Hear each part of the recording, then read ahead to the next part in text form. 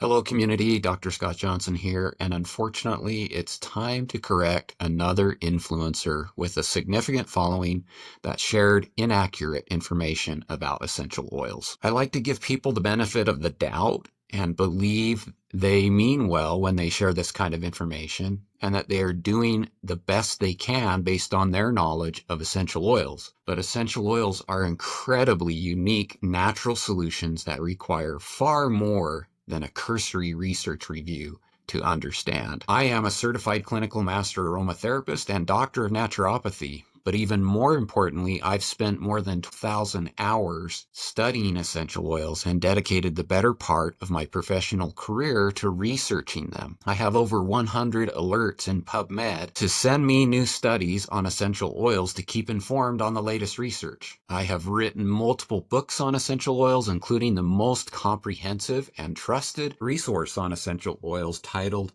Medicinal Essential Oils.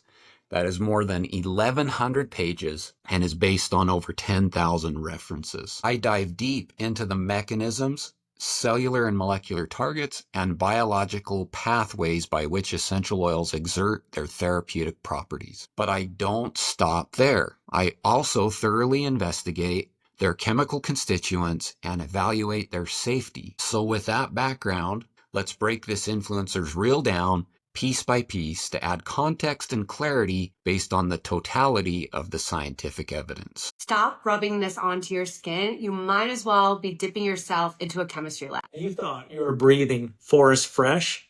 Actually, you're inhaling chemical warfare into your lungs. The first claim these individuals make is that you are inhaling chemical warfare into your lungs when you use essential oils. This strikes me as hyperbolic, designed to grab attention and instill fear.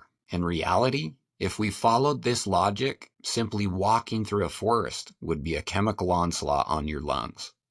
Trees and plants naturally release phytoncides, also known as terpenes for us in the essential oil world, which provide numerous health benefits. If you want to understand this better, consider the extensive research conducted by the Japanese government and other scientists on the benefits of forest bathing, the practice of breathing in these plant-released terpenes. Studies have shown that forest bathing can reduce stress, elevate mood, enhance cognition, boost the immune system, lower blood pressure and heart rate, and improve sleep and reduce inflammation. If this is the chemical warfare they're referring to, then it's a battle your body gladly welcomes. Most essential oils are ultra-processed food for our skin. They're heavily processed with hexane and other harsh chemicals. Claim number 2, that essential oils are processed with hexane and other harsh chemicals, clearly indicates that they don't really understand essential oils. Essential oils are extracts obtained via steam distillation, hydrodistillation, or cold pressing. So unless they consider water and steam harsh chemicals, this is factually untrue.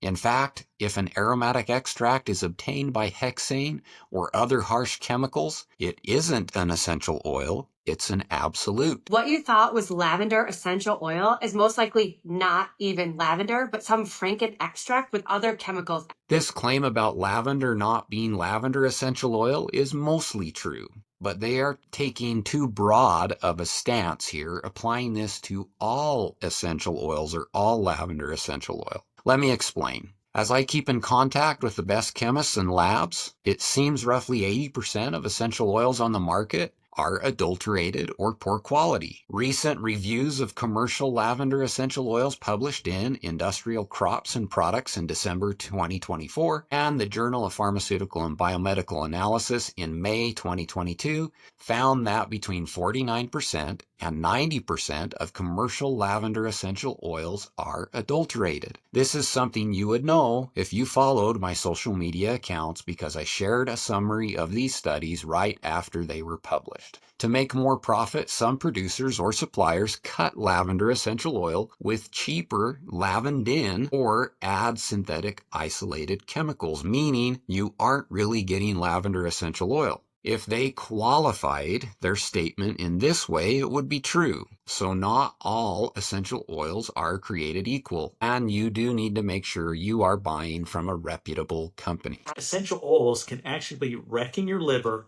frying your brain, and polluting your air. More hyperbole here, saying that essential oils are wrecking your liver, frying your brain, and polluting your air. Many research studies show just the opposite, that essential oils improve cognition, reduce neuroinflammation, and protect neurons from toxicity. The same is true for liver function tests performed as part of clinical trials. They actually show liver enzymes improve, suggesting liver function is also improving while using so-called liver-wrecking essential oils. Many essential oils improve liver antioxidant defenses by increasing endogenous antioxidant production like superoxide dismutase, catalase, and glutathione. The amount of the oil used and in what way matters, and they are applying research from extreme doses here rather than reasonable usage. How so?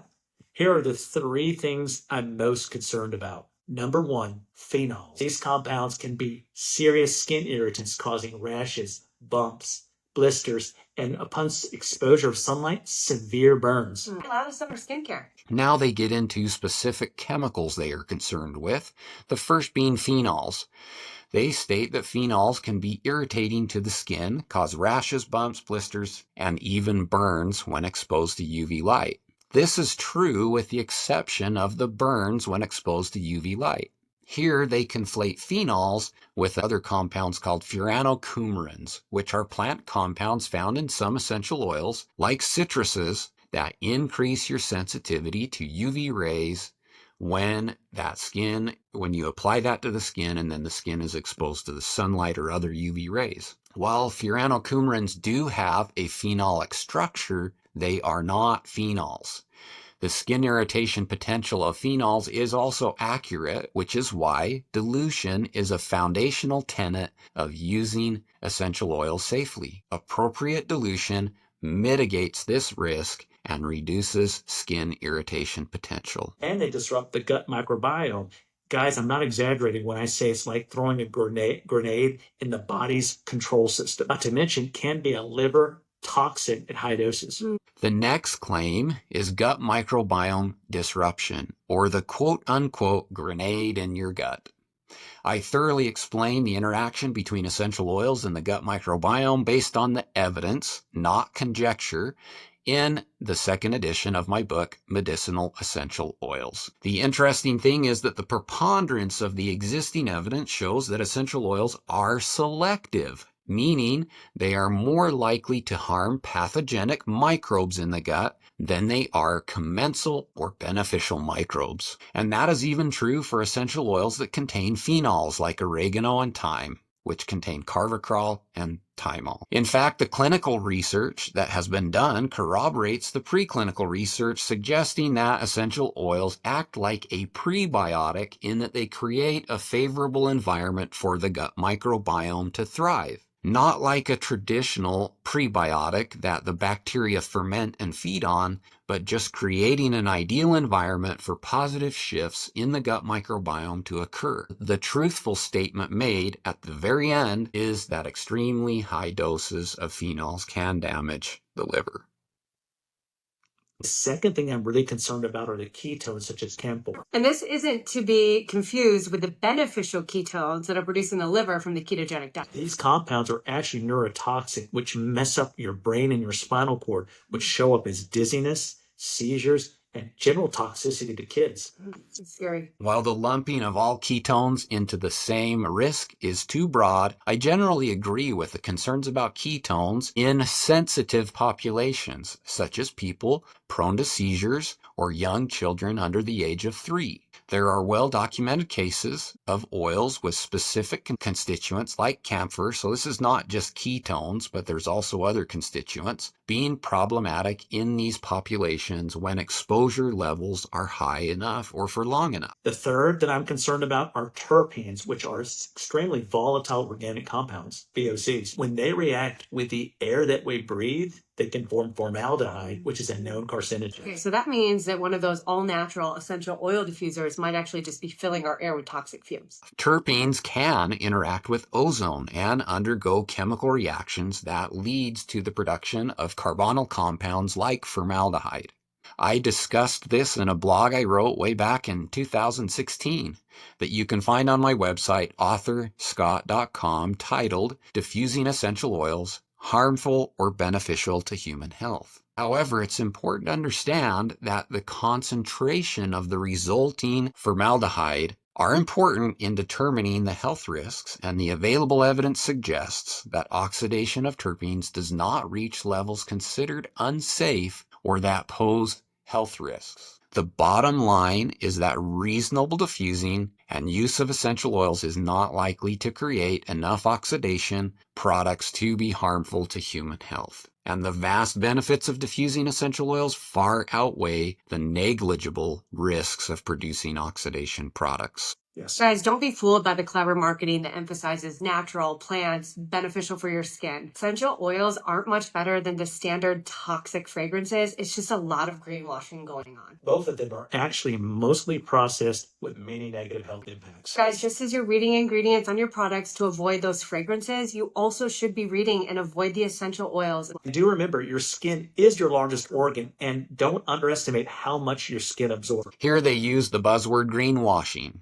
which is only applicable to the adulterated essential oils. True essential oils that are pure and natural are far better than synthetic chemical fragrances. You can review the thousands of published studies in my book, Medicinal Essential Oils, showing the benefits of essential oils to learn more. It makes me sad how many products have fragrances and essential oils and how many women and people don't even know about this. In fact, that's a big inspiration on why I created Yarrow Skin, a healthy, nourishing alternative that really works. This is where the credibility of their claims starts to unravel, in my opinion. They have a clear financial incentive to discredit essential oils because they're selling a competing product. I've seen this pattern repeatedly in the industry. Companies instilling fear around the competition to push their own products. It's a classic marketing tactic, not an unbiased assessment. So in closing, please make sure you follow people who have dedicated their lives to researching essential oils, including their safety,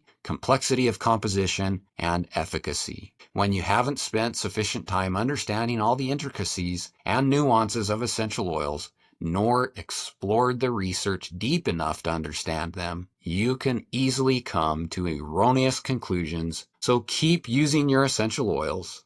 Don't let well-meaning but misinformed influencers scare you away from them. Until next time, I wish you health and happiness.